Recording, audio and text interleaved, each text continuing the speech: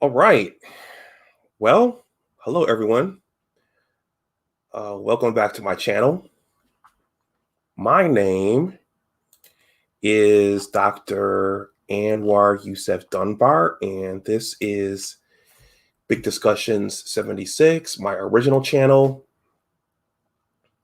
First of all, please like this stream, please share it, and please subscribe to my channel, especially if you're, well, I don't want to say especially, but also if you're watching this on the playback. So this, when you live stream via StreamYard, it goes live. And then for those of you who missed the live stream, you can watch it on the playback as well. So it's a cool 52 degrees here in the DMV. I think this is a much cooler Memorial Day 2021 weekend. It's much colder than anyone would have expected. But it's a good time to do a live stream. I don't know who all is going on now. I was listening to Edward Anderson earlier, talk about Kwame Brown and Tommy Sotomayor. I was just listening to the Black Authority also last night's broadcast where he was roasting Roland Bowling Ball Martin. I like the Black Authority. I like listening to his broadcasts when he's not attacking the manosphere. But here we are. And I will get this started. I see one person is here. Toya is in the chat. Hello, lady. Thank you for being here. I don't know who all is going to come through for this one. I know I say that all the time. But when I looked in my YouTube backstage, I saw this had 1 like, and then I just saw that, well, now it's got 5 likes. I know that Money Topics, after watching The Angry Man, I do watch The Angry Man. I know Angry Man's he's fallen out with some other content creators in the space. But Angry Man talks a lot about money. And over on the Roger Report, shout out to Roger. Long live the habitual line steppers. Roger strongly urges the men in his viewership and in his group to strive for $100,000 per year. Is that Complex Design? Oh boy, I got one of the heavyweights in here. What's up? What's going on, Complex? Complex Design says, good afternoon, everyone. I wonder if someone shared this. Roger highly encourages the men to strive for $100,000 annually. And 2 other gentlemen who are over on the Roger Report regularly, Rael and Alonzo Hall, they've been trying to introduce the money piece. And I know that Complex Design, thanks for being here, bro. I've seen you on several panels. If you're still hanging around when I get done talking, you're welcome to come up and say a few words. I'm honored that you're in my chat. Something Rael said a couple of weeks ago was that, you know, we do in this space, we do go around and around and around in circles about relationships and about what's wrong with foundational Black America and feminism and the gynocracy and single mothers and those kinds of things. And Rael stated that we need to figure out how to start weaving in the money topics, wealth building, those kinds of things. So certainly talk of single mothers and the gynocracy and feminism and Kevin Samuels and all those things. Certainly those are popular. Those draw a crowd. Those draw an audience. People get very, very worked up over that. But I agree with Rael and Alonzo in that we need to figure out how to weave in some of the other things like money, investing, business, and so forth. Last week, I had a very, very popular live stream last week discussing, let me see if I can find the picture here. Yeah, discussing whether or not single men could find value in the single mother market. And I streamed that, I simulcasted that to Facebook as well. And I actually told a few people in my personal circle, hey, we're having this discussion on my channel. You should come check this out. You might really dig this. Well, somebody did come through, and there was that person contacted someone else in my personal circle and said, hey, he's having these panels on single mothers and this and this and this. And he mentioned Kevin Samuels and, blah, blah, blah, blah, blah. And I told one of the people, the person who was reported to about what I was doing, that, you know what, I'm not, whenever I approach topics like that, I'm not doing that for clickbait. I'm not doing that just for viewership. We got a lot of viewers. It was a heated panel, but I'm doing that whenever I do something here.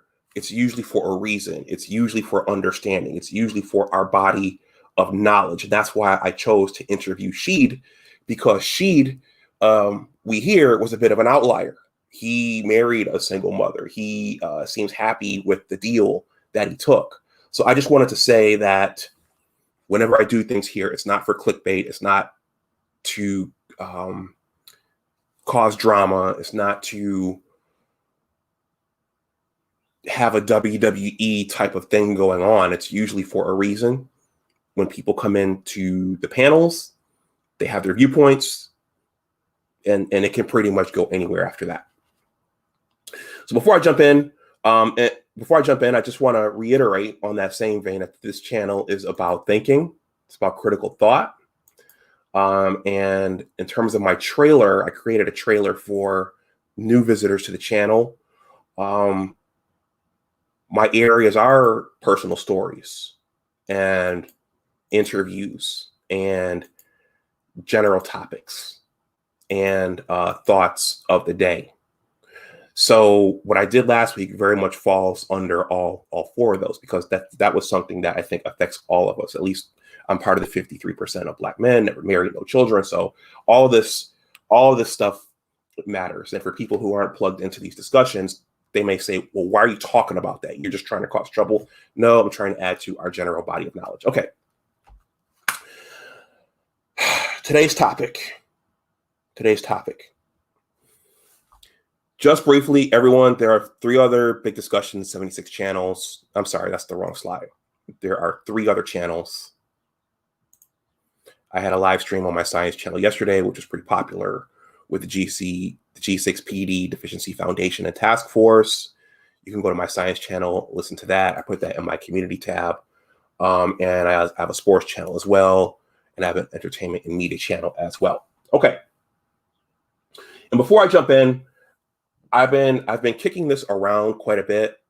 I think I will do a live stream at some point discussing my thoughts on Kevin Samuels and also my experience working with him. Now, the other panels got very, very nuclear. That one might get nuclear, but I do have things to say about my experience with him. I've been very hesitant to talk about it openly. I've talked about it on the Roger Report, but I think that I do have something to say about that, and why I chose to work with him for that brief period of time, the valuable gain that I got from working with him, and also just the whole tsunami and the firestorm that's surrounding him. Okay, so today I'm going to, we're going to talk about money and business a little bit. I'll probably go for about an hour unless anyone else wants to come in. But I'm going to bounce between a post from my blogging platform that I just published. I'm going to bounce between that. I'm going to bounce between the Rich Dad Poor Dad world.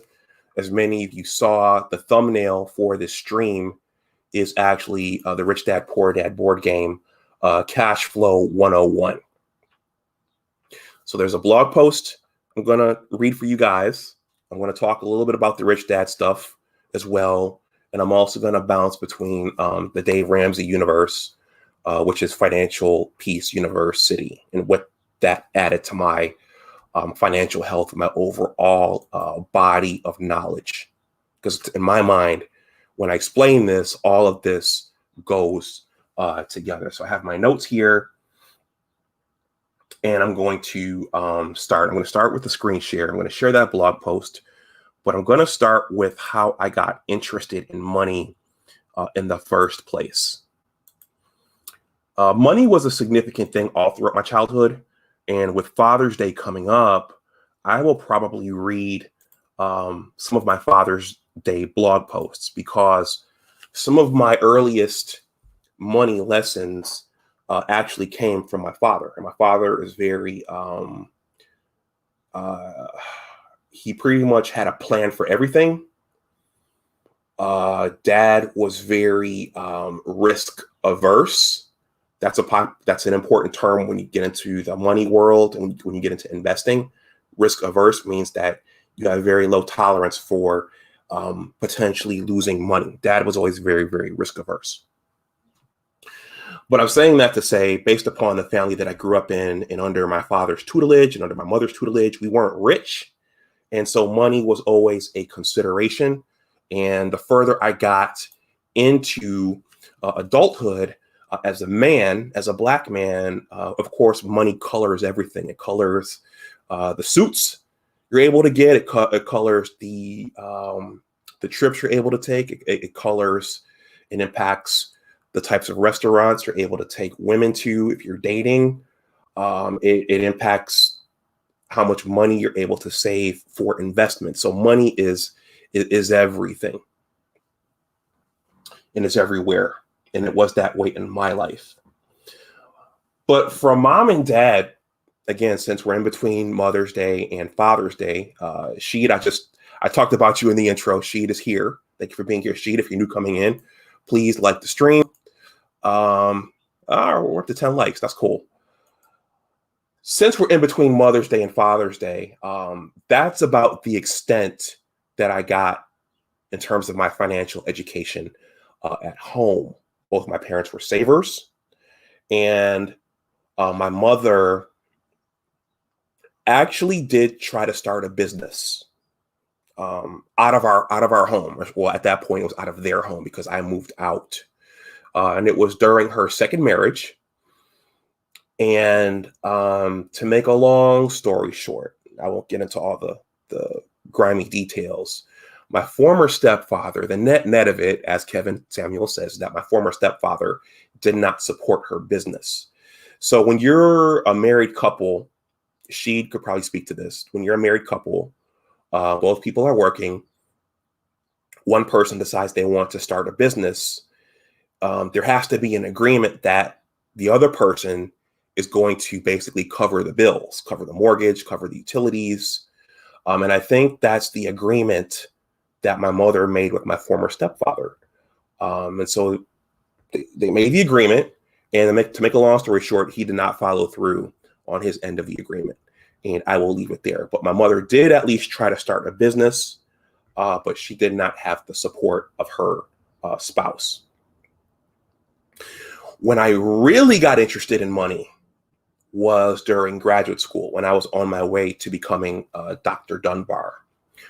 Shout out to my buddy Tigwa Davis. He was a classmate, a Morehouse man.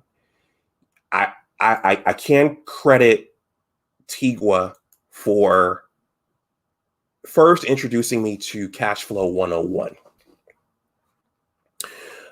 That's my first time hearing about Robert Kiyosaki.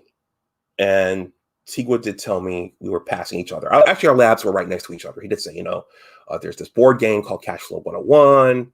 It teaches you about money and financial literacy. It's by Robert Kiyosaki. And the first time I said, that's okay. Because I was really heavy into salsa at that point. And that's all I wanted to do on my Friday nights and on my weekends. So I just said, yeah, thanks. I'll keep that in mind. And I pretty much forgot about it. Then one day I wandered into the Barnes and Noble on Washtenaw Avenue, right there in between Ann Arbor and Ypsilanti, Michigan. And this book was staring at me as soon as I walked in. Of course, when you go into Barnes and Noble, they have a whole display of books right there for you to look at when you walk in. It could be an Obama book. It could be a Kamala Harris book. It could be a Joe Biden book. It could be anything. But that particular, I think it was a Sunday, the original version of Rich Dad Poor Dad was staring at me, and I walked over and I said, this looks interesting. Rich Dad Poor Dad. Let's see, is the whole title on there? Yeah. What the rich teach their kids about money that the poor and the middle class do not. So I bought a copy of the book. I took it home and I read it. It's very easy reading. It's very smooth reading. And I was like, wow. Yeah, this is game. This is stuff that we didn't learn on the east side of Buffalo. You can buy real estate and you can get something called passive income, and you can invest in stocks, and you can, buy land, and you can acquire assets, and then you don't even have to work anymore. So, I was slaving away during my thesis. I'm grateful for getting my thesis and getting my doctorate. But in my mid-20s, I picked up this book for the first time and realized, okay, wow, there are other things that I could be doing with my life besides going to work for somebody. So that's when that idea first got planted into my mind, and when I first started thinking that I could be something else besides an employee.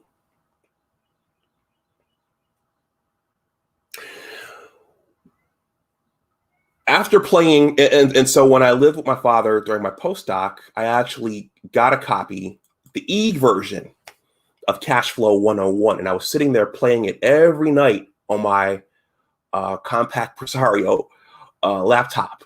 And I was I was playing the game, I was getting real estate, I was buying stocks, watching the value go up. I was, doing deals, getting passive income, playing against the computer, and trying to figure out how to get out of the rat race and onto the fast track. And I said to myself, okay, well, this real estate thing, this is something I can do. I can purchase properties and hold them for cash flow, and I can do that. This sounds much more exciting than going to work for someone else, trading my time for money. And so I did take an interest in real estate, and I plan to talk about what actually happened when I tried to get into the real estate world. And to make a long story short, it's a lot harder than it looks in the game. As a matter of fact, it's infinitely harder than it appears to be in this game. But the game is designed to get you thinking, and it's designed to get your feet wet, and then it's up to you to go ahead and get the education that you need. I also, within my first year of moving here to the DMV, again, I had not worked for a while, no money saved up. I had some outstanding debts. I took on a lot of debt trying to learn how to invest in real estate. I'm going to talk about that in subsequent live streams. But I also got involved in a home-based business. Who out there has heard of YTB Travel? I tried to get involved in real estate, and I tried to get involved in YTB Travel. I had a bunch of different things going on. It was my first year at my job, and then I wound up getting nothing done because I realized that you can try to do 100 different things and get absolutely nowhere. Now, the other thing, which I will come back to later in a subsequent stream, and this goes back to, okay, complex. And this goes back to what my mother experienced, was that if you don't have a partner who's supportive of what you're doing, then that's going to cause nothing but chaos. And I got involved with someone within my first year here of trying to do all this stuff. And she wasn't, I think if she had seen me get a win, she would have been more supportive. But there's a learning curve when you're trying all this stuff. And I think we both just wound up getting frustrated, and I wound up not getting any real estate deals done. I eventually withdrew my membership from YTB Travel, and I just focused on being an employee for a while. Complex Design says, Dr. Dunbar, I'll join when you drop the link. And Alonzo also says, salute, Doc. What's going on, Alonzo? I mentioned you and Rael in the opening of this. Okay, so fast forward. I came to YouTube. I tell everybody I came to YouTube as a writer, right? I'm working on a book project. And the question was always, how do I transition from being a federal employee sitting in a cubicle to becoming a writer and an author? Well, you have to get out there and you have to show what you can do. You have to show that you can write. So just quickly, I started writing for, I was going to read this post, but I might not for the sake of time today. It's in the description box below. This is worth a stream all in itself. I did end up starting to write for examiner.com. That's the symbol from examiner.com. That was a publication that no longer exists, but I was at a STEM fair at Bowie State University, and someone, I'll just call her Carrie Ann, she said, you should apply to be an examiner. So I applied to be an examiner, and I became an education, quote unquote, examiner. And that's how I started writing. That's how I started officially writing. And I did that for about 3 to 5 years until the publication closed its doors. And I won't get into all that, but my first big interview was with Hill Harper. If you go to my blogging platform, type in Hill Harper, that interview will come up. So this unlocked a bunch of different things, but it also started to allow me to develop my writing chops. And that's what I was after. And this ultimately, there was something that Robert Kiyosaki described, a principle that actually helped me along in this journey, which is when you're learning to do something, sometimes you have to do it for free for a little while to get the skill. You have to do it for free for a little while. And then you figure out how to, once you've mastered that skill, then you figure out how to use it to make more money for you. So that's the crux of that post. I'm going to read that later. But that's what led me to become a blogger. And that's what ultimately led me to YouTube. So I'm going to read this blog post here. This one is very, very short. What happened ultimately when I started my own blog, the Big Words blog site, and I started this after examiner.com closed down because I needed to keep going. And I realized that, okay, well, I have the knowledge. I know how to create written content now from all of those years of making peanuts with examiner.com. So I said, okay, well, eventually I just said, I'll set up my own WordPress site. I had to do the reading. I had to do the studying. Speaking of which, going back to reading, this is why the reading is so important for Black boys, because if you can't read, you can't acquire new skills. It's going to be harder to pick up a book at Barnes and Noble and to sit and to plan and to think and to figure out how to do things like set up your own blogging platform. But that's what I did. And I started blogging on my own platform for about maybe a year and a half for free. I was paying for this out of my personal finances. And then at some point, I started getting contacted by outside parties. So they wanted to know if I took guest posts, and they wanted to know if they could advertise on my site. And then eventually I got approached by an SEO company. YouTube, hopefully you don't take this down for this. There's nothing here harming or violating community guidelines. We're just talking about money and business. So I'm saying that to say that once I started this platform, eventually the internet, Google I like to think of it as a vast ocean, and people are looking in the Google search engine, and they found me. And if you start your own blogging platform, they'll find you, especially if it's quality. So one customer, which is an SEO company, they said, "Hey, we'll send you content if you publish it. We'll compensate you." And the first time I did it, they did compensate me. And then they sent me more. And then they sent me more. And they sent me more. And they continued compensating me. And I said, okay, I've got something here. I've got something. I've created another income. And this went on for about a year. And I told my mentor about it. My mentor and his son, they're who I call my financial team. And eventually they said, okay, wow, you've been able to generate this income from your blogging platform. Maybe you should start an LLC now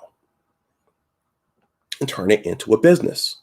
Because I took the profits before I turned it into a business. Everything was intermingled into my personal finances. And that's something that Robert says in the Rich Dad Poor Dad series, all throughout that whole series, whether it's him or it's his specialists. One of the things they tell you is that you want to separate your personal finances from your business finances. And so that's when I actually did that. That's when I started the Big Words LLC. I'll probably talk about that some more in another live stream. But I set up the LLC. I wrote a mission for it. I got the tax ID number from the government, applied with the state of Virginia, all of that. And then what I recently learned this year after filing for the first time, you learn things when you have to set things up like this. And one of the things I learned is that the IRS does not recognize LLCs per se as entities. So I had to work with my financial advisor, who I worked with for the first time this year. And we had to he had me set up an S Corp. So as of now, I have an S Corp. But this all started from writing. Speaking of which, this is one of the pieces from my customer. And I'm going to read this. This is very short. And then again, I'm going to bounce between some of the things I told you all about earlier. And I'm just going to try to wrap it all together because in my mind, all of this goes together. Okay, I see the viewership is going up. Everyone, please subscribe. I'm sorry. If you haven't subscribed, please subscribe. But if you're new coming in, please like the stream. And once again, to YouTube, there's nothing here that will violate community guidelines. We're talking about writing. We're talking about blogging. We're talking about starting businesses. Extended Clips. Shout out to Extended Clips. Thank you for the super chat. Everyone, the super chat is active. If you want to give via super chat, if you want to make a donation that way, you're welcome to do so. Otherwise, my Cash App is below this stream. And I also want to shout out Jay Shine. Jay Shine sent money to my PayPal. He made a donation to my PayPal during my science stream yesterday. So when you get a super chat or you get a Cash App and you have your Gmail open, you get the notification right away. Okay, so two focuses of my blog are financial literacy /money and business /entrepreneurship. I usually start with an intro like this for all of my guest content. A challenge for every business is to stay open and continue operations. A startup has its own unique challenges. The following contributed post is entitled 4 Tips Every Startup Needs to Become Sustainable. So everybody wants to start a business. Many of them fail initially. And I would say that my initial trials in real estate and also with YTV travel, I failed at that. I didn't know what I was doing. I didn't understand business culture and the amount of time something like that would take. So I failed. I did fail at my first 2 attempts at business. So I can say that's accurate. But one of the things you think about if you're able to get going and get some momentum going, you have to think about, you're going to start thinking about sustainability. How am I going to keep this thing going? So this reads as follows. Doing business is difficult. It always has and always will be. Being an entrepreneur dreaming of creating a brand that becomes a household name is more common than most think. Unfortunately, many entrepreneurs never make it beyond this point. It's mainly due to fierce competition in industries controlled by influential organizations. Creating something that will compete with leading businesses won't ever get easier. But despite all of this, many people have broken through the challenges and created lasting, innovative companies supporting them, and thousands of family members relying on an income from them. It shows that it is possible and that no one should abandon their hope and dreams because of a few failures. Businesses that build an outstanding online presence also give themselves a bigger chance at success in modern times. This article will look at 4 things every entrepreneur should consider when starting a new business. Okay. So one tip I learned from examiner.com was that whenever you write something, you always want a picture to go with it, whether or not it's an article or a blog post or whatever. As I was putting this one together and publishing it, I was looking at this and thinking, okay, the woman in this picture has a very nice manicure. And by the way, I was in Popeyes. You guys might find this funny. I was in Popeyes on Friday, and a woman walked in, caught my gaze. And of course, half her face was covered up, but I was looking at her and wondering what I could say. And I noticed she had a nice manicure and pedicure. And I told her, "Miss, you have a nice manicure." And she laughed. But okay, a business plan. Behind every successful business is a perfectly designed and created business plan. Your business plan explains your business's layout, financial goals. It also touches on your industry and your target market. By implementing a well-developed business plan in your day-to-day business activities, you ensure you never stray from what you intended to do. This also doesn't mean you should stop improvising, but rather that your yearly targets never change and what you put in remains on the standard. Okay, so I'm going to state that I'm not going to say that I broke this rule, but I agree with this, but I did not officially follow this rule when I started the Big Words LLC. I just started paying for it through my personal finances, and things just kind of unfolded as I went. But this is something that I've heard when mentioned in business discussions before, and that's starting a business plan. So let me talk a minute about paying for it through my personal finances. So I'm going to credit, and if you guys, well, everybody pretty much knows who Dave Ramsey is at this point. Dave got himself in trouble. I think he burned some bridges during the pandemic because of his stances on the stimulus packages. And Dave is conservative. And we were actually teaching Financial Peace University at the church I attend in Northern Virginia. And they basically recently said, we don't want anything to do with Dave Ramsey or Financial Peace University. And so politics and perception can dictate everything. But I don't think that it should. I think that there's a lot of valuable financial game in Financial Peace University, even if you're not a Christian, even if you don't want to hear about Jesus and the Lord and those things. One of the most fundamental teachings Dave teaches in Financial Peace University is creating a budget. Around the time in the aftermath of me getting involved in real estate and YTV travel, I got into debt trouble. And I think I took, in trying that stuff, and I'll talk about this in a subsequent stream in detail, I think I took on an extra $20,000 to $30,000 worth of debt,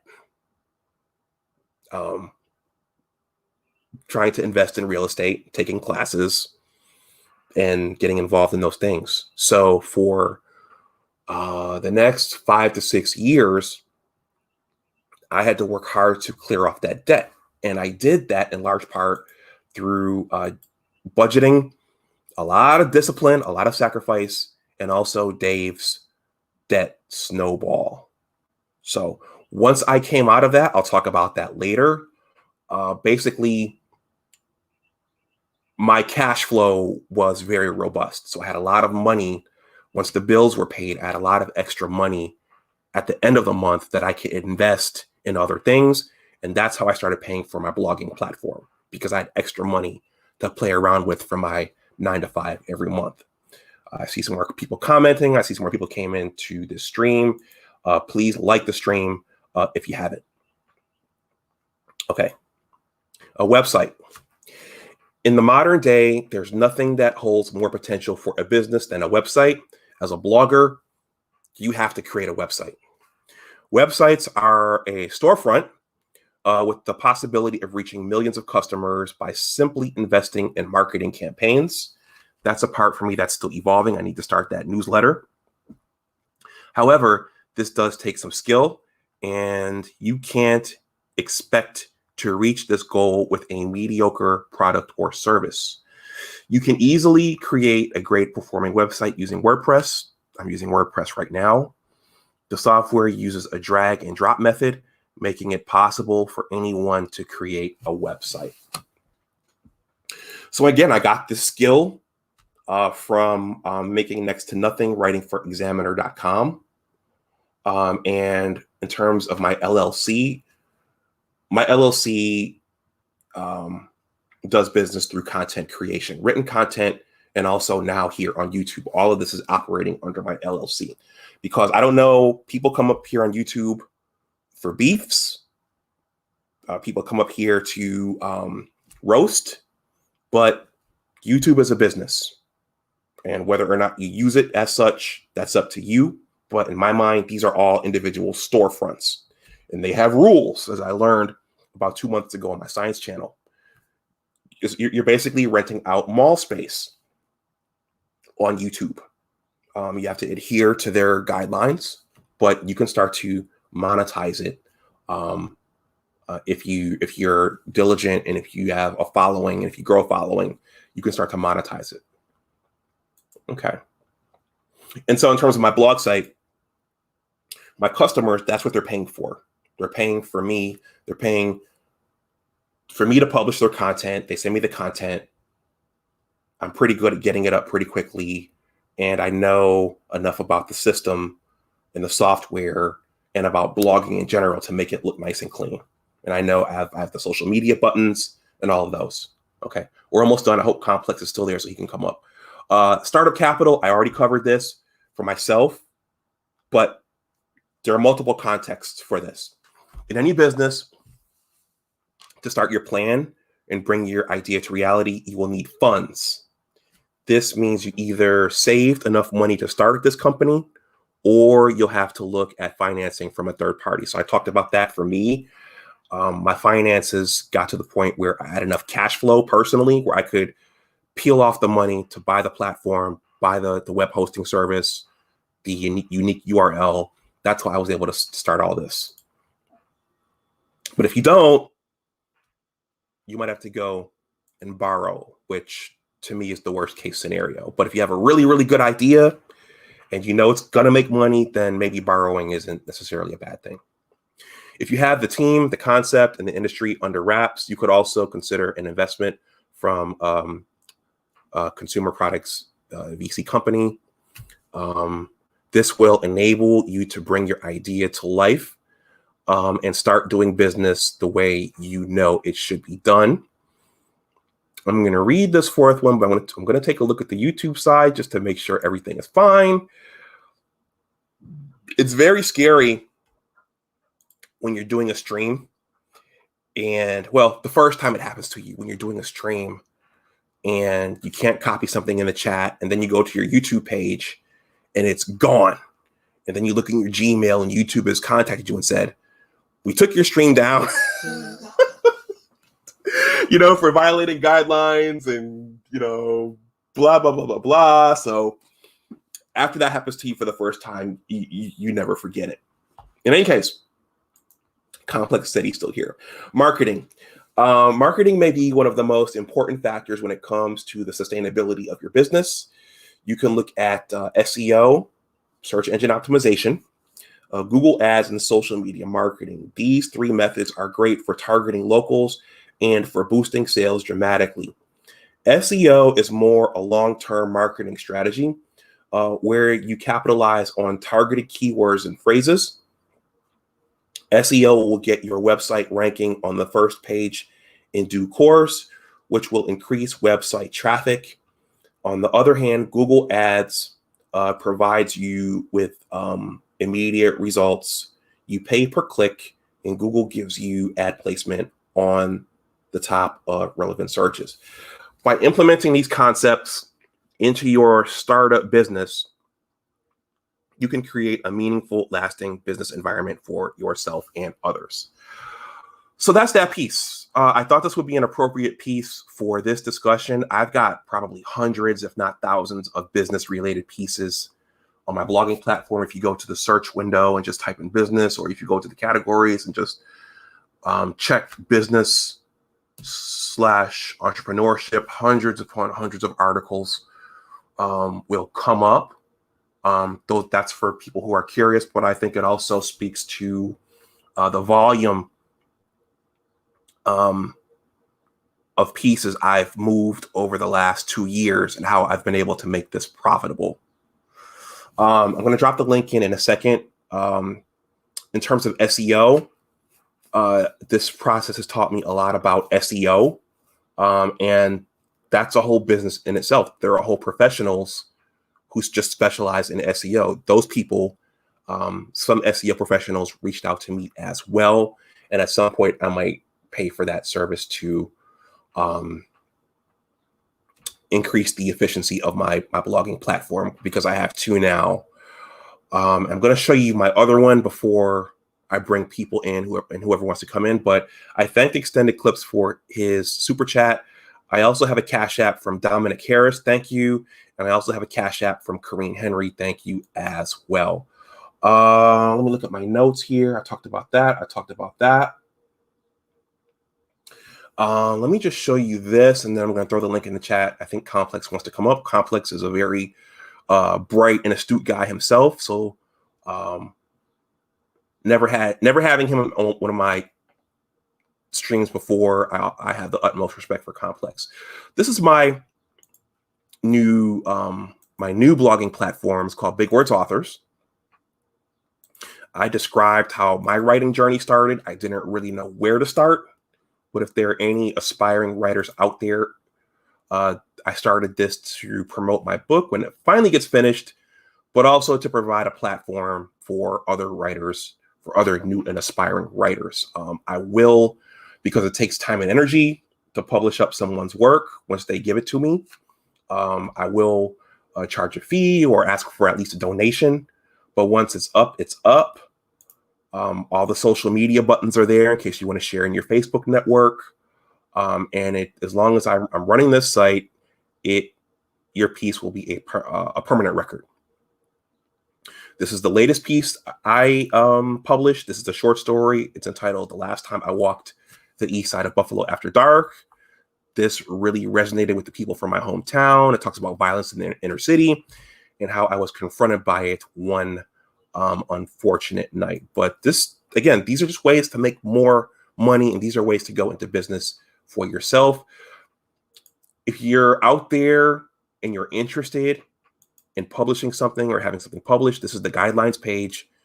You can contact me at that email address there, info@bigwordsauthors.com. And the guidelines are all there for what your submitted piece should look like when you send it to me, if and when you send it to me. Complex, I'm going to drop the link in the chat right now, so you can come up. I'm curious to hear what you have to say, or if anyone else wants to come in, you can come in as well. So there's the link. Let me look at YouTube to see that it's okay. Come on, YouTube. There it is. Yep. So there it is.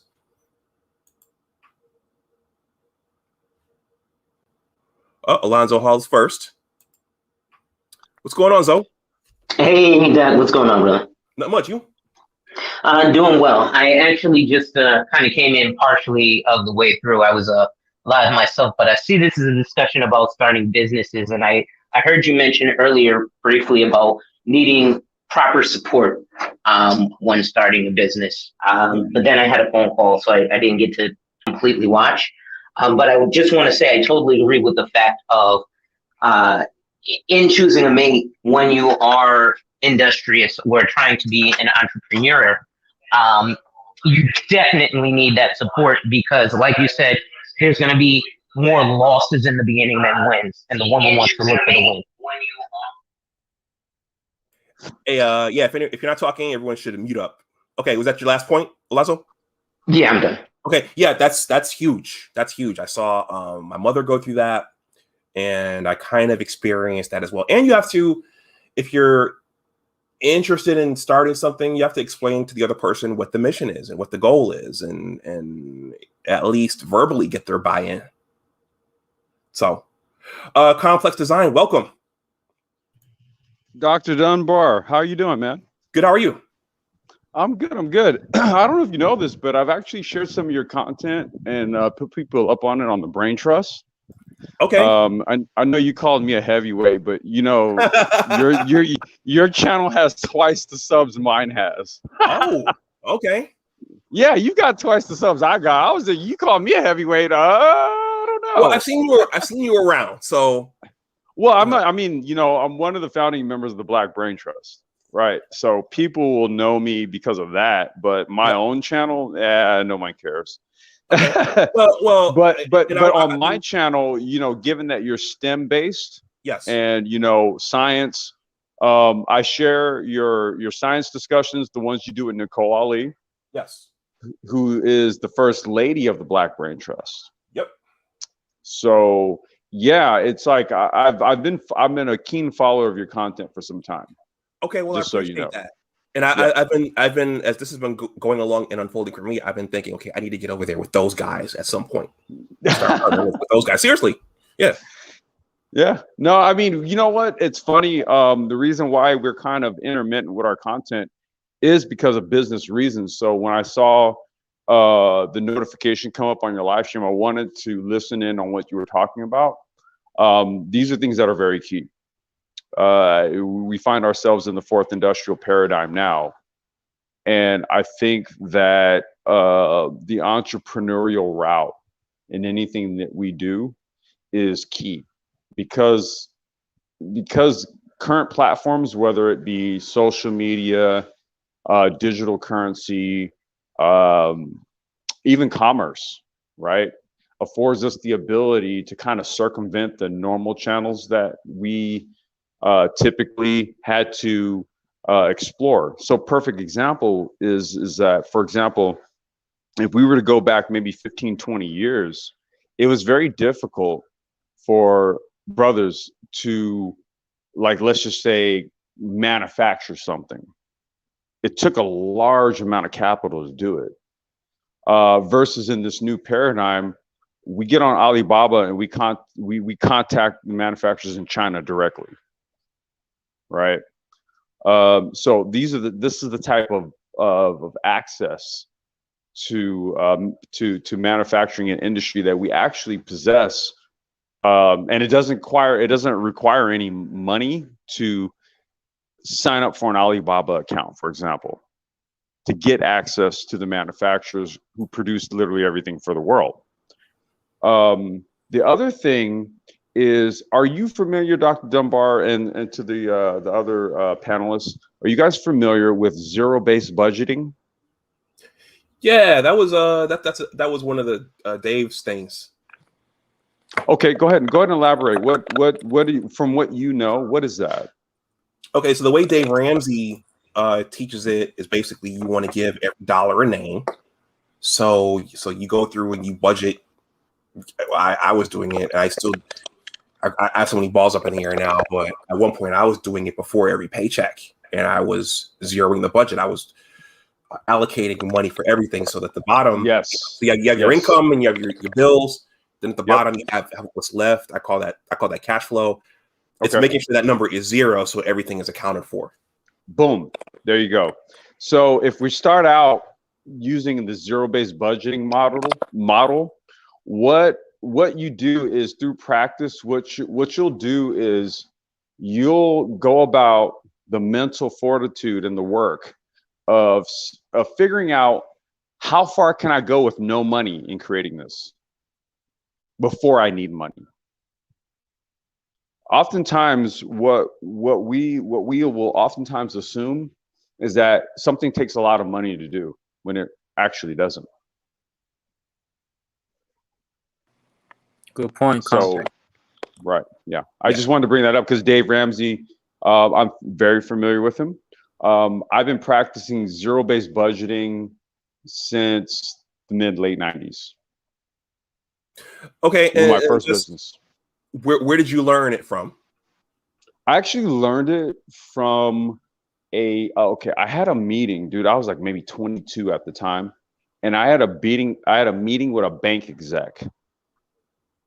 And so basically this is during the Web 1.0 days, right? Yep. Where all you had to do is create a website and go to a bank and they would throw you millions of dollars, right? And I thought that this would be what they would do with me. Because what I was doing was I was selling vinyl. I was a vinyl record distributor. I was in music. Mm-hmm. And at the time, that wasn't during Web 1.0 days. Put it like this. During that time when I had my website up, it was me and like 4 others in the United States that dealt in the venue that we dealt in. So all of us made a lot of money, right? But when it came to getting the business up and everything, what I learned at that time was that it didn't really require much of me. Mm-hmm. I was thinking, oh, I got to go get a huge loan and then do all this other shit. And then, in talking with this bank exec, he was basically like, well, so how, do you do this? Do you already do this? Do you already do this? Do you already do that? And I'm like, yeah. He goes, what do you need money for that for? Wow. He's just like, hey, actually, if you do this, you already have access to it, just do it this way. Yeah. And what I found was that I could take resources and reappropriate them without any additional cost to myself. If I had already established access to the resources, then it was more of an exercise of how to creatively utilize those resources. I already had access to them. Okay. Yeah. Okay. Yeah. Mm-hmm. Yeah. So everyone, yeah, if you're handling your money well, some of these things you can start, yourself. No money. Kareem Henry says they make it hard in New York State to form an LLC. I didn't know that. I saw that comment, Dr. Dunbar, and yep. One of the things that a lot of people do is they'll form an LLC in another state where it's more favorable. Mm-hmm. But then what they'll do is in their same state. Oh, by the way, when you do these type of live streams, Dr. Dunbar, we used to do this on the Brain Trust. We would always say, we are not certified financial planners. We would give a disclaimer. We are not certified financial planners. If you're looking for one of those, go to cfp.org. This is not financial advice. There we go. Okay. I just want to make sure you're clear. All right, well, let me do that right now. Okay, everyone. Okay, go ahead. You got it. You got it. Yeah, I am not a certified financial planner. If you want professional advice, go seek a professional. We have one right here on the panel right now. Well, no. I'm not a certified financial planner, but what you can do is go to cfp.org. Okay. Nah, go to cgwealth.financial and come see me. That's what he was saying. Okay. Well, if we got one here on the panel, then that's him. Yeah. Yeah. I was talking about Alonzo. But as a disclaimer, no, everyone, I'm not a certified. Yeah. Throw the disclaimer out there. Yeah. We always did that, bro. Throw the disclaimer out. Okay. Very good. Thank you, Complex. Okay. Yep. And Alonzo, you're free to pump your business and your channel while you're here. I have no problem with that. I do appreciate it. So real quick, actually, Dave Ramsey is great. Sue Zorman is great. And I am not a certified financial planner either. I am a financial consultant certified. Small things, but certain credentials. So I have to give credit to those who are financial planners. They don't do exactly what I do, but they do exactly the same thing. It's just different, if I may. Titles, bro. It's titles. Yeah, titles, exactly. But those are specifics. I do want to mention in terms of this is beautiful information, and you guys are just sharing. So I love to hear, other people from some things. A lot of the main. So people may not know my background. Let me give you guys a little bit of my background. 2008, 3 days before Mother's Day, I got shot 5 times in front of my mother in Winston-Salem, North Carolina. Fast forward 2011, I started with Aflac as a licensed insurance agent there. Felt it was too blanket, moved to Mutual of Omaha, and started cutting my teeth on Wall Street. My first office was 100 Broadway. I then joined a stock brokerage, EJ Sterling, which was 11 Broadway, so I could go jiggle the balls of the brass bull. And I spent a lot of time on Wall Street. Recently, in the past 5 years, I've decided to branch off and become independent. So I have all of the knowledge of the products and services of a multitude of the companies. I just don't have the recognition. Everybody's like, who the hell is Alonzo Hall? I know Prudential, but I don't know you. I, as a broker, and you guys should also learn this, when you're looking for a financial professional, you generally don't want one who is attached to a company, because then they can only look out for the best interest of the company in terms of the products that they offer you. Whereas someone like myself, who's a broker, I don't care, because any company I submit the business to is going to pay me my commission. You see what I'm saying? So you have a portfolio, right? And then what you do is you shop for the best option for the client. Yes. Okay. Yeah, exactly. So that's how we do that. All right. We just lost extended clips. Extended clips. If you want to come back in, and I was going to give the mic to you next. Oh, sure. Okay. But yeah, everyone, this is just as Rael and Alonzo have said, several times, this is just kind of moving the discussion forward in a different way. Yeah. We can talk about single mothers and the gynocracy ad nauseum, but there's some other things that we need to discuss. There's other things to talk about. Yeah. All right, here he is. Extended clips. Go ahead. Uh-oh. Hey, good afternoon, Doc. Can you hear me? Yeah, I can hear you. All right. Good afternoon, everybody. Peace. Peace and love. Complex, what's happening? What's going on, G? Welcome. Good to see you, brother. Yes, sir. Good to see you. Great advice as well. So I'm happy to be here as an entrepreneur, as a businessman, and I can always soak something from you guys. So yeah, we'll get into it, man. We're gonna get into it. Sir. Okay. Well, I'm gonna throw this up. I'll go a little bit longer. Everyone, I'm not a financial professional like Alonzo is, but one of the things that this is literally posted on my wall right here in my little office/work area. This is, again, going back to Black boys reading. If you don't have the ability to read, there's so much information that's just locked away from you. That's why that discussion is so important. So these are the 5 financial intelligences. These are discussed in one of Robert Kiyosaki's books. 1 is making more money. 2 is protecting your money. 3 is budgeting your money. 4 is leveraging your money. And 5 is improving your financial information. Once again, if you can't read, then you're pretty much locked out of a bunch of those different things. Which is why that discussion is so important. But I would say all of them. Yeah. Without reading, you're locked out of? Yeah, I mean, think about it, even the last point, improving your information, right? Yep. It's like if you're not literate, that means you don't understand what you're reading. And so even if it meant like that last point what was the last point? It was improving your information?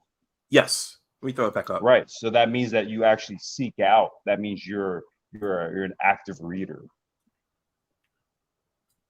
Mm-hmm. So if you're not even actually seeking out additional information to that last point, improve it, then that means that you're not a literate reader just on a general basis. And I'm not trying to say this to like talk shit.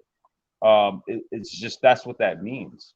you have to be a functional literate reader in order to acquire data, basically. Okay. Yeah. And so when you're signing your mortgage papers, or when you go see Alonzo and you're signing some insurance paperwork, you need to know what you're looking at. And you need to be able to ask questions about what you're signing. If you read something and something like you have to have the ability to read something, and then it not maybe register or make sense, and then you ask the question. Yeah. Let's see. I'm gonna go through some more of these comments. You guys, if you want to add something else, feel free. I'm gonna go for just a little bit longer.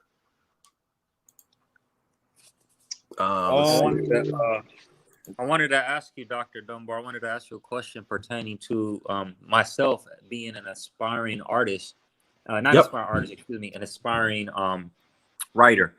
I am an artist and an entrepreneur. I'm a barber by trade, and I'm also I have my own online furniture business, and do them both and have done them both, and I'm doing them both as far as building and leveraging, basically with no capital, just I won't say no capital, but I would say all the capital, leveraging one from the other and recycling, basically just going on,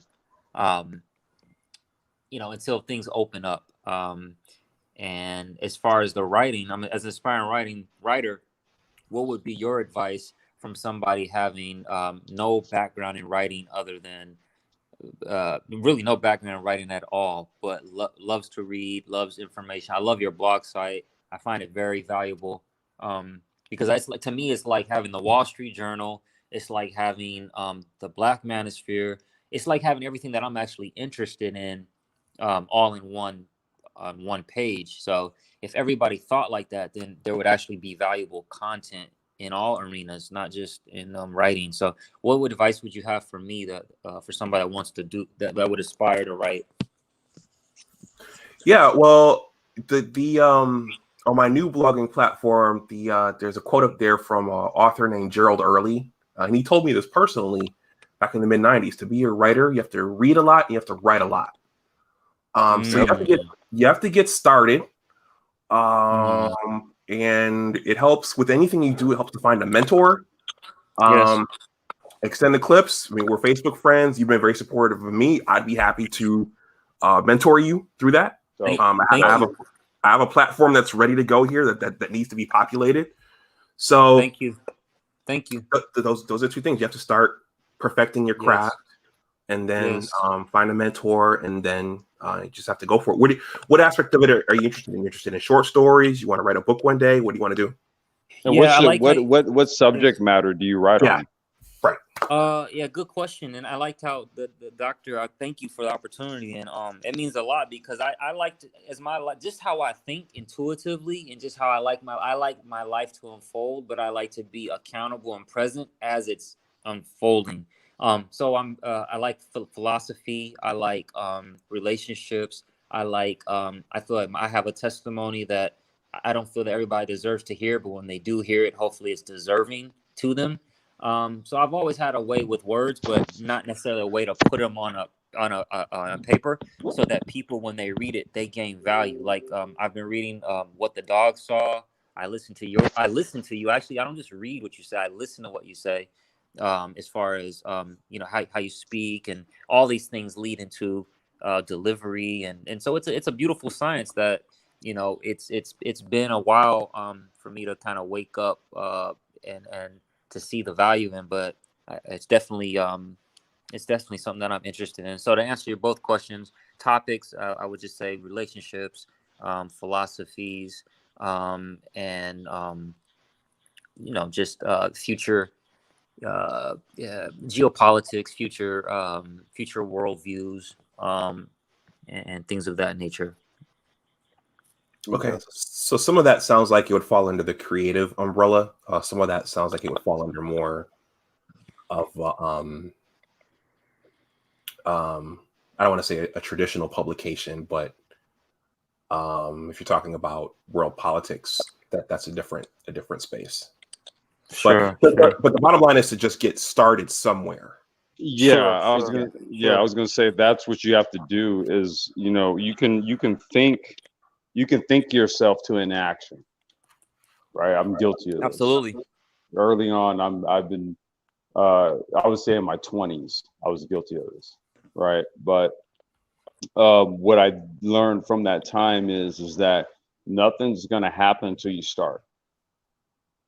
That's right. Right. Yeah, nothing's That's going to right. happen until you start. So it's like you could be inactive and come up and conjure up all the potential scenarios in your head. And I got to tell you, you'll never know unless you actually do it.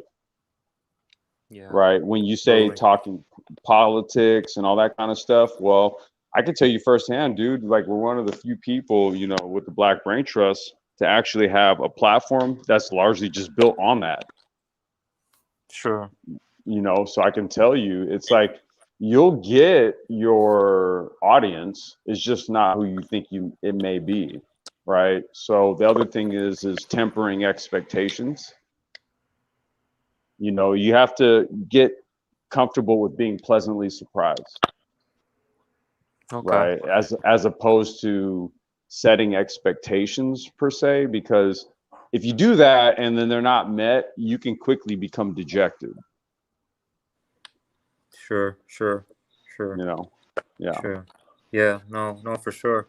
Yeah. And I see that in business and entrepreneur and just in life. You just gotta, as you Yep. create, you just gotta just put You it just out got to there. go with it, dude. You got to go with it. You got to just assume that it's going to work. Yeah. It's a weird thing, man, because what it does is it forces you to have, I'm going to say this. It forces you to have faith, Right. It right? encapsulates the name of your channel, Brain Trust, and trust the whole body, which is the Trust. whole brain. There you go. That's that T word, if you will. Trust. But yeah, but even like on an individual level is trusting yourself, trusting your abilities, Sure. right? Sure. But Trusting your own vision.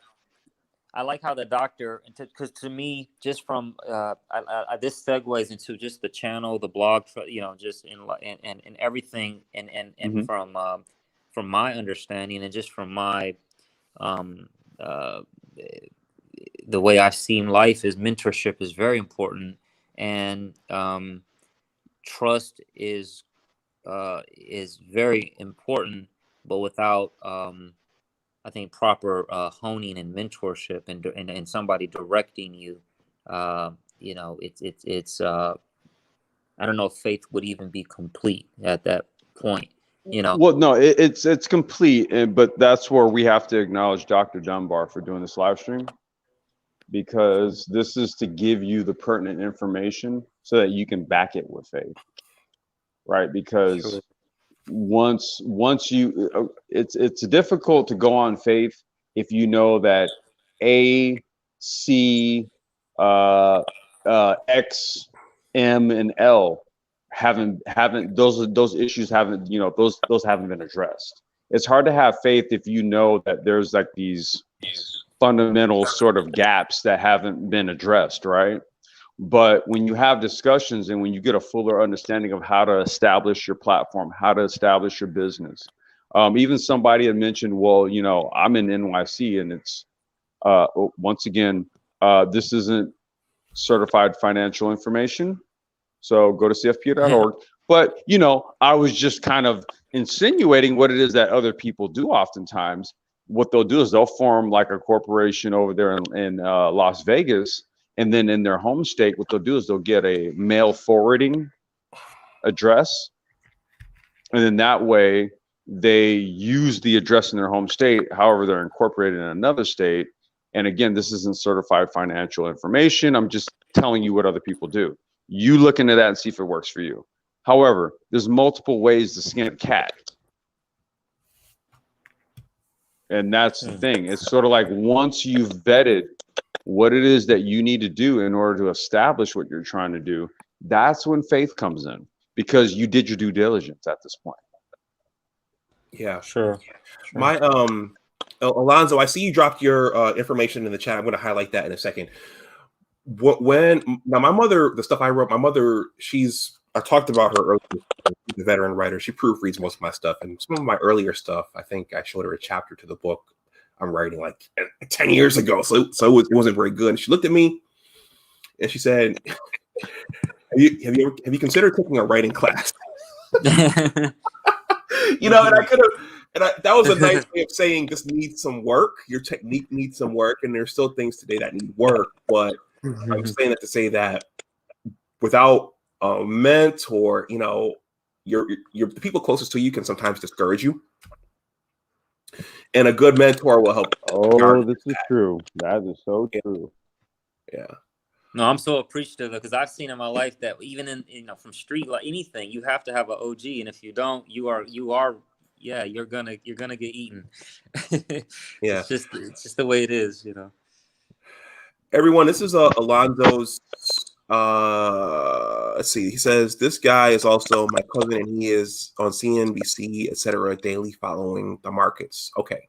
Hashtag. Oh, nice. Okay. Yeah, that's my cousin Dion Rabowen. You guys may have seen him on like Squawk on the Street. I don't know if you guys watch like I do. Okay, so you may have seen him on Squawk on the Street or Ali or Squawk Talk or any of the opening bell, closing bell talks. Yeah. He used to be with Thomson Reuters and then Yahoo Finance. Now, I'm highly upset that I just found out that he and I are actually related. We've been like, this is my cousin, like my first cousin. Right. I didn't know that when I first started in this industry, and I wish I would have, because it would have made like a lot easier having somebody who's like on CNBC. I could be like, hey, let me go talk to the bigwigs who got lots of money. But the other thing was I posted a video in here, Doc, and I said it's pertinent to the discussion because what it talks about in terms of businesses, and this is something that I see all too often as a financial professional, when I sit down with business owners and they don't have something called a buy-sell agreement. Is anybody familiar with that term? No. Yeah. Yep. I've heard it, but go ahead. Okay. So a buy-sell agreement is actually, basically it's an exit plan for your business. And the way that it's used, again, we were talking about marketing on, I can't recall whose panel I was on. I've been panel whoring lately. So I can't quite recall whose panels I've been on. But they, they were mentioning things like that. And one of the things about buy-sell agreements is in marketing, people think it's something completely different than what it is. So for the person who has some familiarity with the buy-sell agreement, can you just kind of explain or give what at least your definition of it is? Yeah, I was gonna say from my understanding of it, it's essentially kind of like you said, your exit plan. So if you were to either buy the company that you're dealing with or sell the company that you have to the company that you're dealing with. Am I getting that misunderstood? No, you're absolutely correct. It's just not, you've got part of it. It's partial. Okay. No, go ahead. Okay. So the full buy-sell agreement is an exit strategy in terms of if you're going to dissolve the business, if you're going to leave the business. Okay, and got you. That's if you decease. Yeah. So one of the three, if you decease or if you leave or dissolve the business. And there needs to be funds to purchase your share of the business. Now, you can also do this as a sole proprietor, because as a sole prop, you're usually going to have a corporation, which is going to actually hold those shares. In a partnership, you would do it with the multiple people, but it's literally a life insurance policy. That's all a buy-sell agreement is. It's a life insurance policy, because a life insurance policy is a contract that will show you how many dollars you literally have liquid to be able at X point in time to buy out your partner's share of that business. That's crucial. Good shit. Mm-hmm.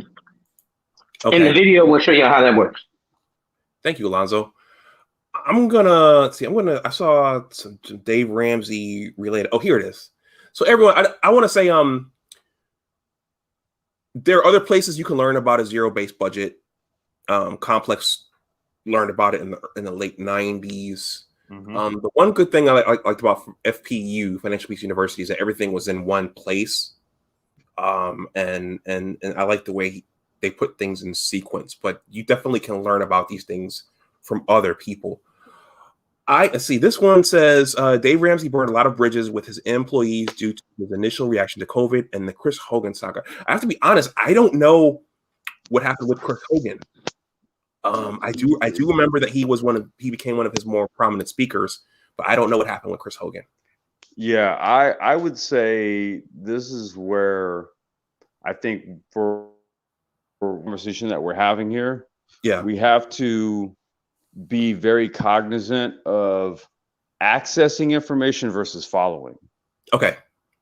I don't want us to follow people. You know, we should all kind of have that sort of intrinsic leadership portion in us. So what we're doing is we're sourcing information from others. Right now, whatever Dave Ramsey did with the COVID thing, or Chris Hogan, or you know what I mean, that's neither here nor there. It doesn't really take away from the concept of zero-based budgeting, because Right. I'm a person who can tell you firsthand that once I understood the concept of zero-based budgeting, I never thought that any sort of business that I got into I couldn't do, right? Because zero-based budgeting basically trains you on the notion of the idea that you don't need any money, or very little as possible. Like, you literally have to build your business plan as if it didn't require any money. See, if you could do that, then what'll happen is that you'll start to see the points where you do need some money, and what you'll find is that it's actually not that much. So if you can go the creative route of literally forming something from zero, and then you get to a point where it's like, okay, I'm going to need $500 for this. I'm going to need $750 for this. I'm going to need $1,000 for this. Okay, then great.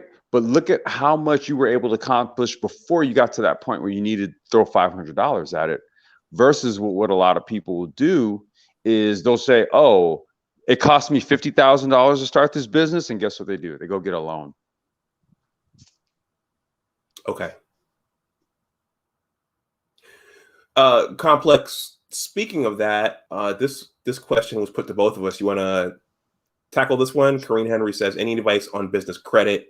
Oh, credit, yeah. So this is one thing we've espoused on the Brain Trust, and this is just sort of like a general practice for business groups. What you do is, if you want to build business credit, the easiest way to do, let's just say it was you and you got 4 of your homies, right? And you guys all have companies. And then all of those companies, what they do is they go and get this is not certified financial advice. I'm just telling you what I've done. So what you guys do is, every one of you guys who have a business, you go and get a Duns and Bradstreet number. You can get this for free. And what that is that's a corporate, it's basically a corporate credit account. Okay.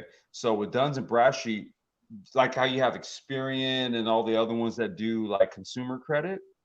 Okay. Duns and Bradstreet does corporate credit.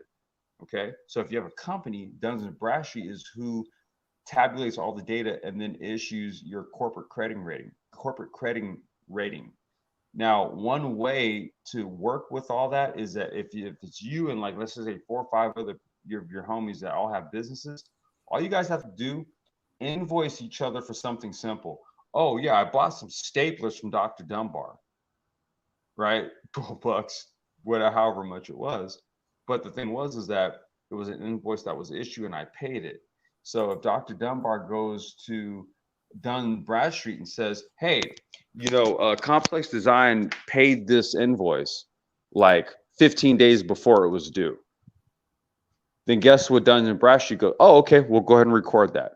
And so if you have a circle of friends who have corporations, you guys all invoice each other, and then you guys all report it to Duns and Bradstreet, guess what they do?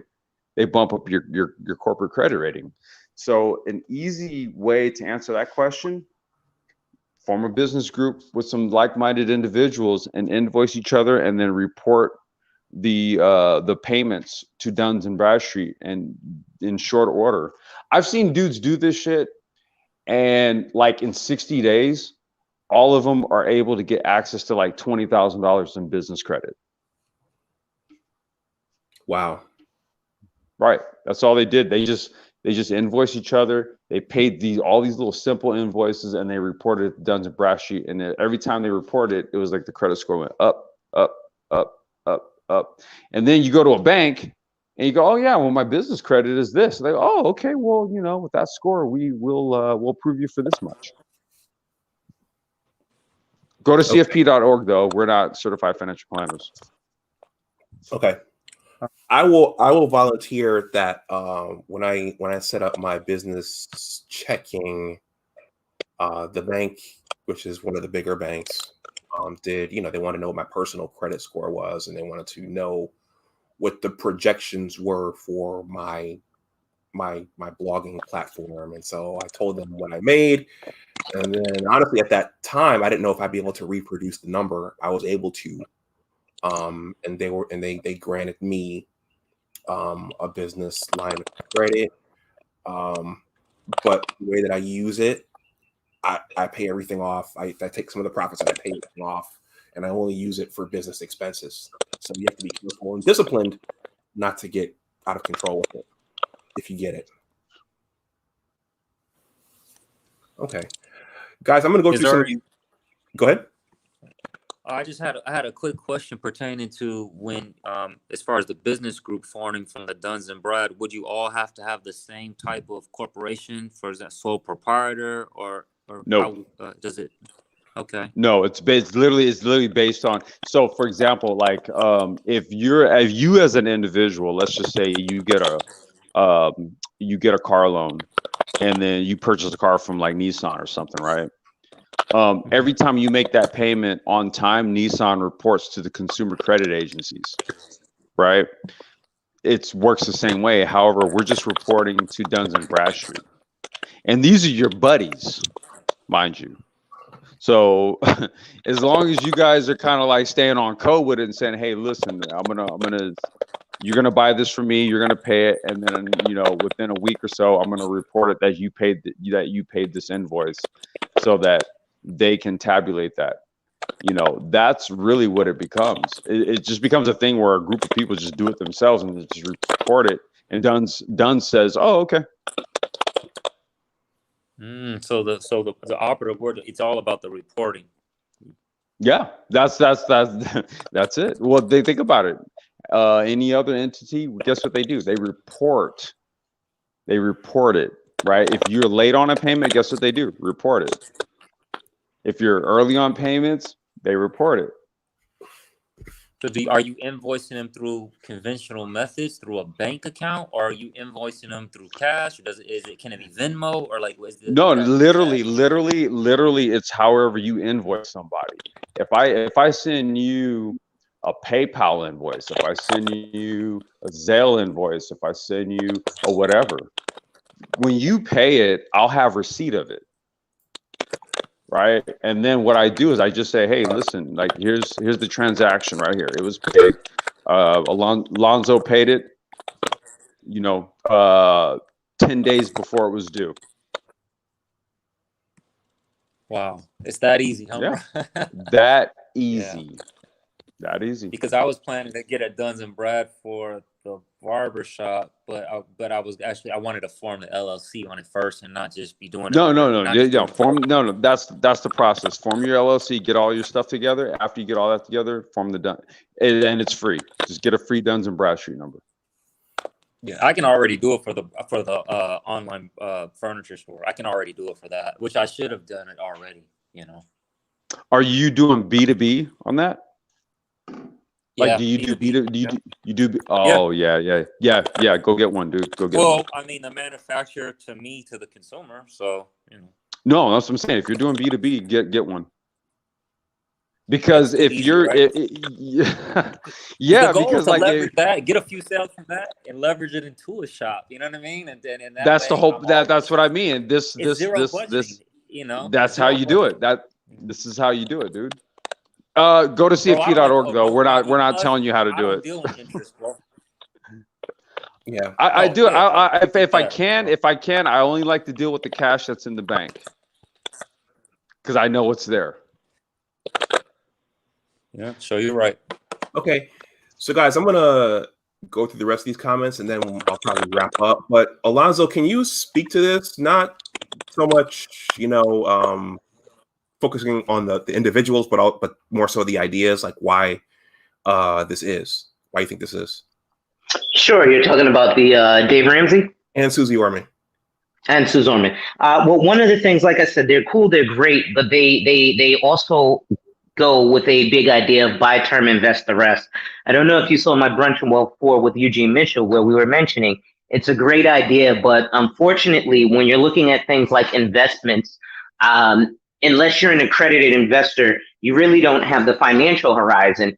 And the important thing about investing is it's time in the market, not time in the market. So when they say things like buy term and invest the rest, it makes sense to their clientele. Sue Zorman has people, you're either going to have one or the other. You're either going to have a large amount of time or a large amount of money.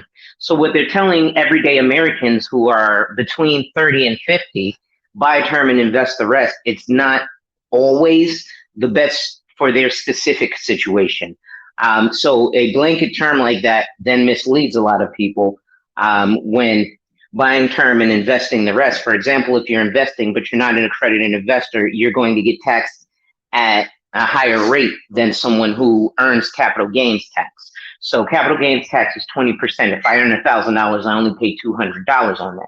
If I'm not an accredited investor, I earn $1,000, I pay regular income tax, which is currently at least 33%. So I'll pay $330 for investing. So I ended up getting hurt more because I'm not worth as much. Does that make sense? Total sense. Thank you, Alonzo. Okay. Yeah. I'm saving that 13%. I need that.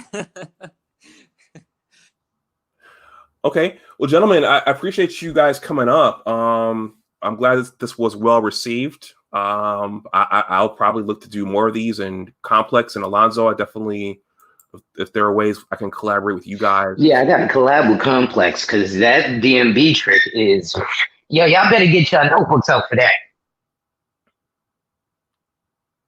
Okay. Do you guys want to say anything else before I shut the stream down? Or any party shots?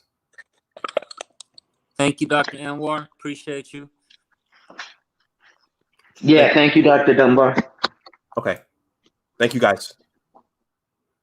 Complex? Complex, you still there?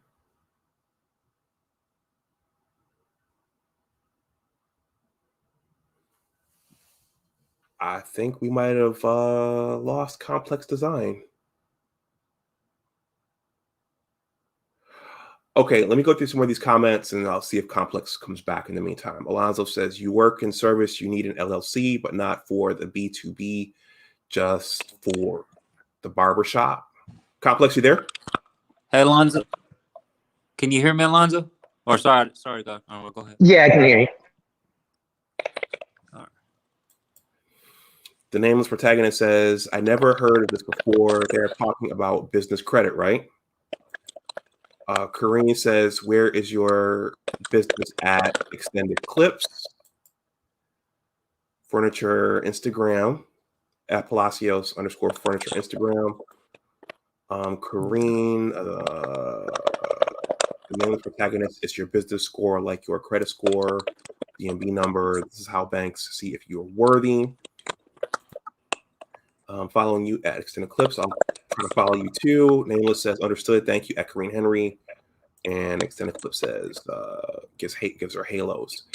Complex, you there? Okay, I hear that. So he's muted. Yeah, I hear it crumbling like he's trying to speak. I hear. Okay, he's gone. He dropped off.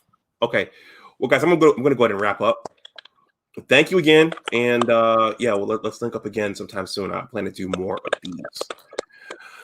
All right, everyone. Well, thank you for those of you. Care. Okay, Extended. And Alonzo, I think we're gonna. All right, and Alonzo, I think we're gonna chat sometime soon.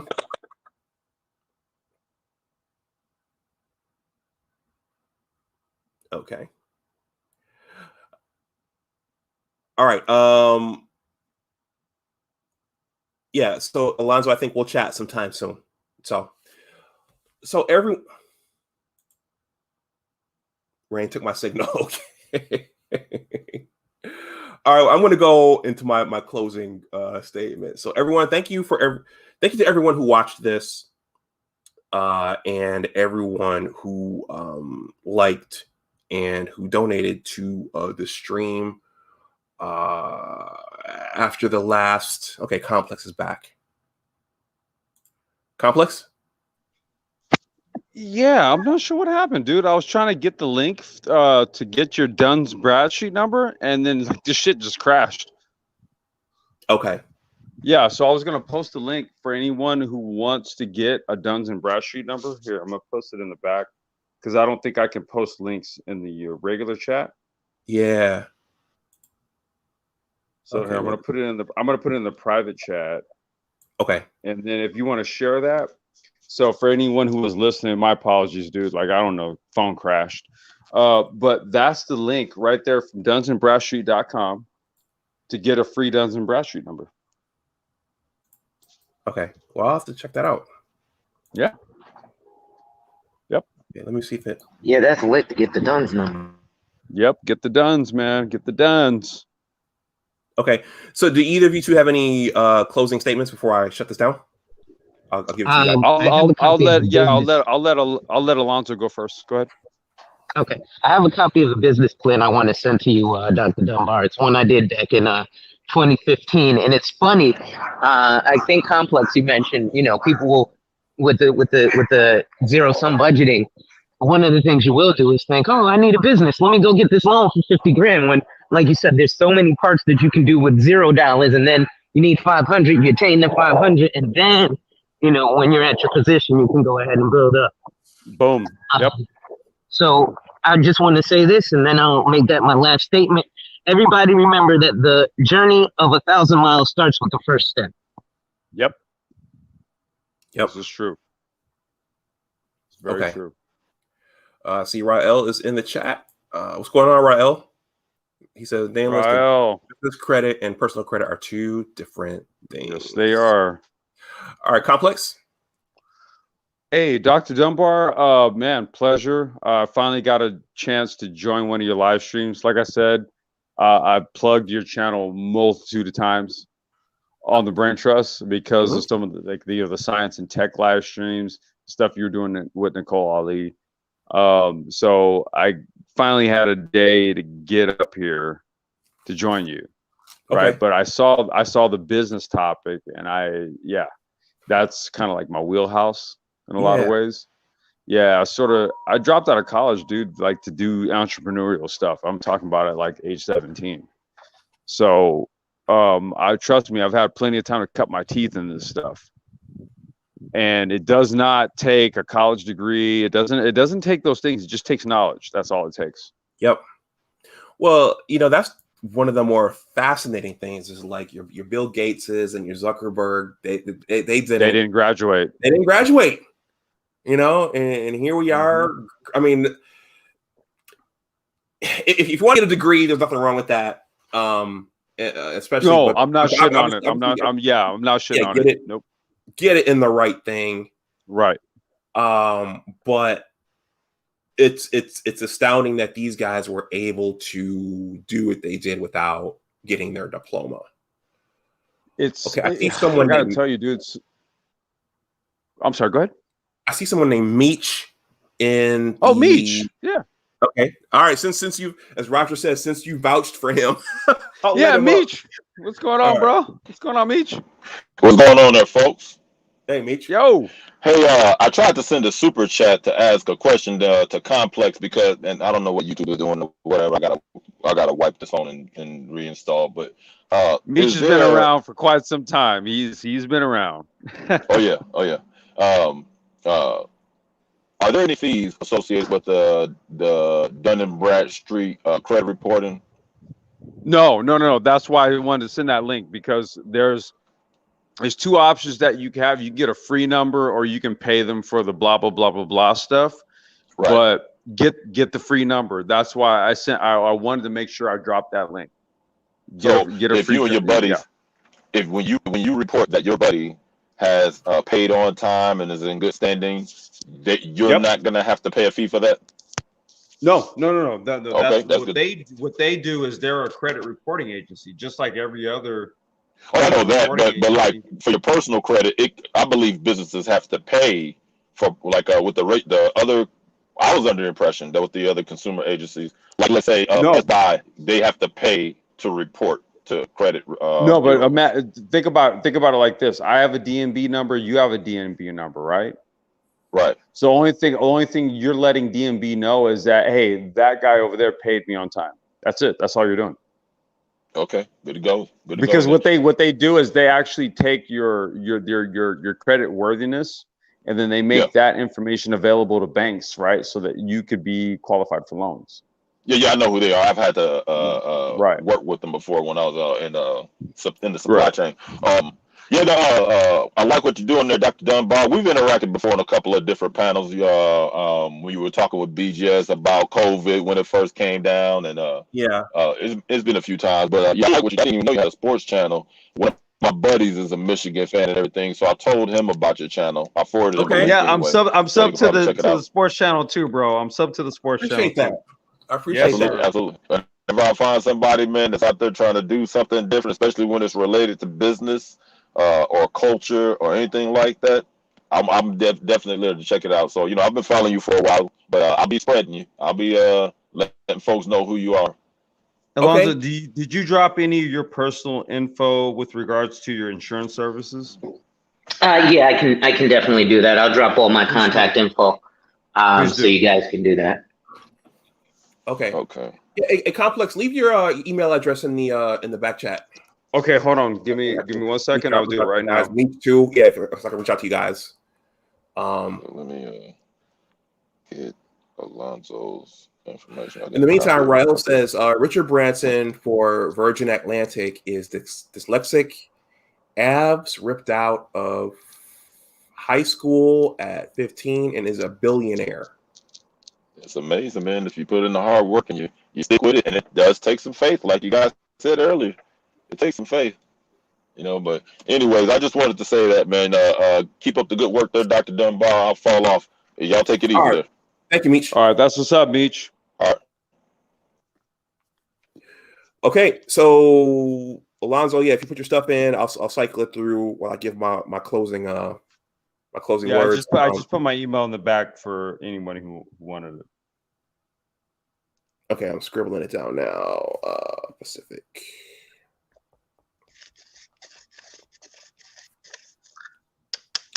All right, gentlemen. Yeah. Any other words before I go into my closing? No, you're good. I'm good, bro. Go ahead. Okay, I appreciate that. Appreciate you coming through, Complex. Let's Absolutely. see. Everyone, this is let's see.